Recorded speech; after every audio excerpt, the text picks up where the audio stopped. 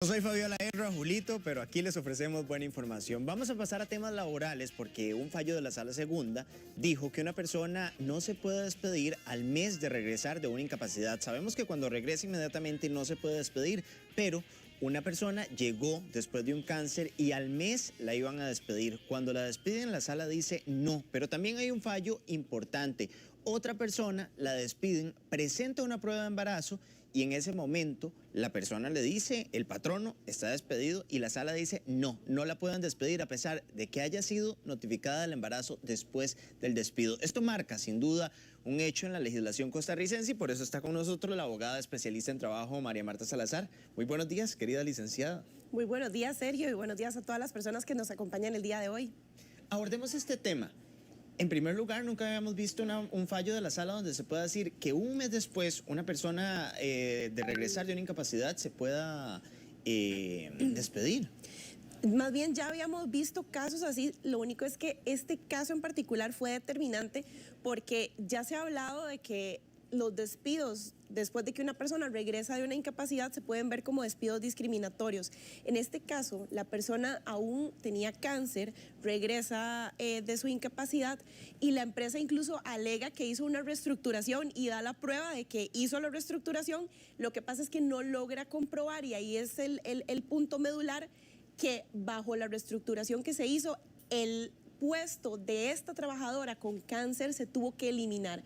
Entonces, como que tratan de esconder, pareciera, el tema de la reestructuración y la eliminación del puesto de ella, entonces, en ese tipo de reestructuración. Entonces, como no logran comprobar por qué eliminaron el puesto de esta trabajadora que aún estaba enferma y estaba todavía recibiendo tratamiento de quimioterapia, entonces, pues, los magistrados traen abajo ese despido, le tienen que pagar a ella una indemnización y reinstalarla en su trabajo.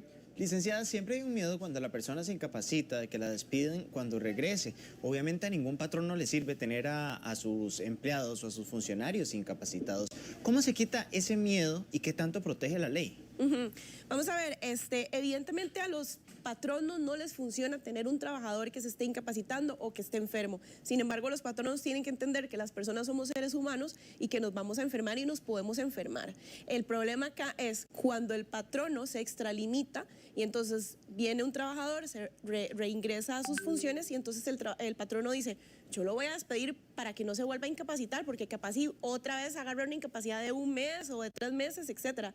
En este caso, cuando una persona se enferma mucho o viene de una enfermedad, de una incapacidad prolongada, ya la sala ha resuelto en reiteradas ocasiones que esto se puede ver como un despido discriminatorio. Entonces, ¿qué le puedo decir yo a los patronos? No se arriesguen, no despidan a las personas de esta forma, tengan cuidado, asesórense con un abogado especialista en derecho laboral, y a las personas trabajadoras que han venido de incapacidades, no tengan miedo porque si les pasa una situación de estas, ustedes pueden reclamar. ¿Cuánto marca de jurisprudencia? Y para explicar la palabra, jurisprudencia es como la historia o el precedente que pueda quedar. ¿Cuánto marca de jurisprudencia estos casos?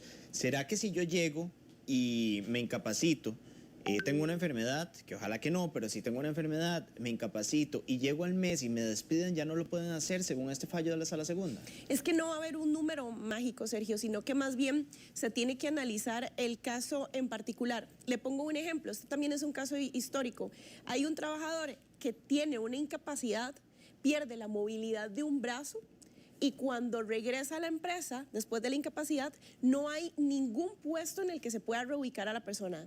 La persona no tiene tampoco estudios universitarios, entonces no había algún puesto en el que a la persona se le pudiera reubicar.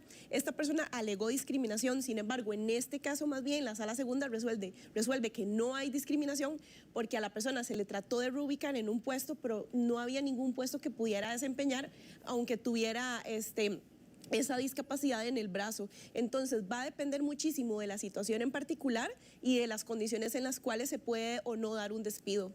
Le pongo un caso. Por ejemplo, yo resulté alérgico a las luces de televisión o al aire acondicionado. Usted sabe que en un foro siempre tiene que estar, esa es mi profesión, presentar en televisión. ¿Qué pasa si a mí me sucede eso y la empresa me dice, lo único donde lo puedo reubicar es en eso? ¿Qué se podría hacer? Ahí entraría un despido.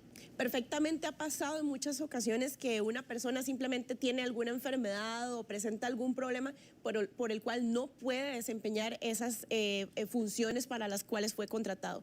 Ok, aquí entra también, podemos pensar en una pensión por invalidez, por ejemplo, o una reubicación. Si no hay forma de reubicar a la persona en otro puesto, porque es el único puesto que yo le puedo ofrecer y como empresa no tengo otro puesto, ni puedo reabrir abrir un puesto que no existe solo para darle espacio a esta persona, porque simplemente en las posibilidades económicas de la empresa no está esa posibilidad, entonces puede dar un despido con responsabilidad patronal. Pero como patrono tengo que demostrar que realmente no pude ofrecerle al trabajador un puesto para reubicarle.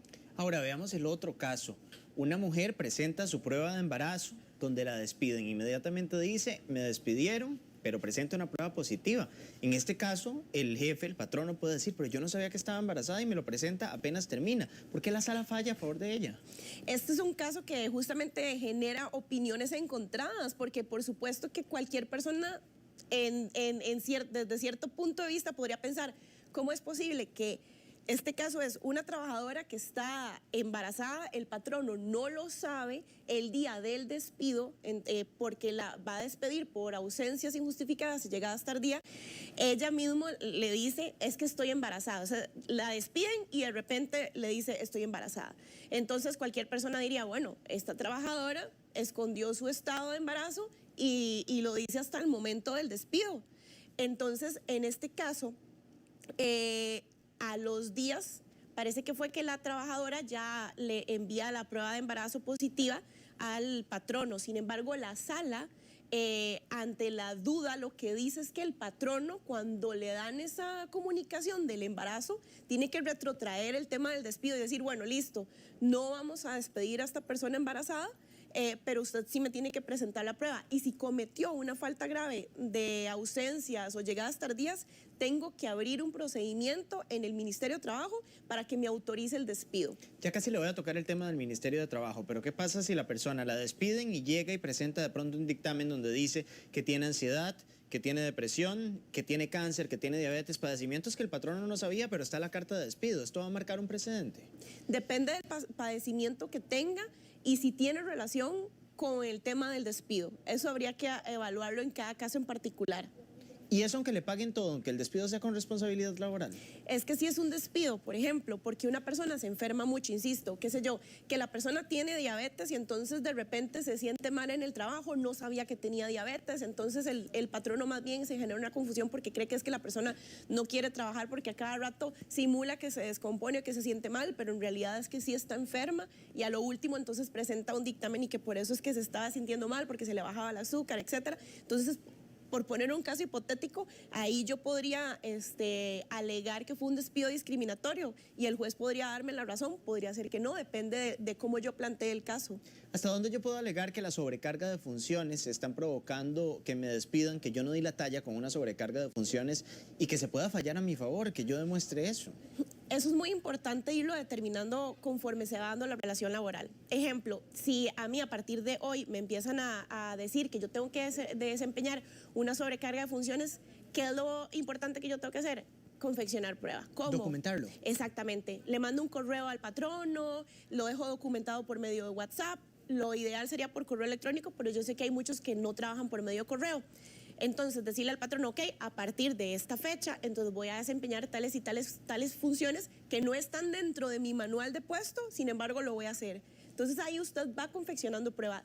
De repente, si usted, por ejemplo, se equivoca o por la sobrecarga de trabajo no empieza a dar la talla, comunicarle al patrono, señor patrono, el día de hoy no pude terminar con los informes, puesto que, como yo le había comentado, en fecha tal, eso se sobrepasaba de mis funciones y no estaba dentro de mi manual de puestos. Es decir, usted va confeccionando prueba antes de que suceda un despido.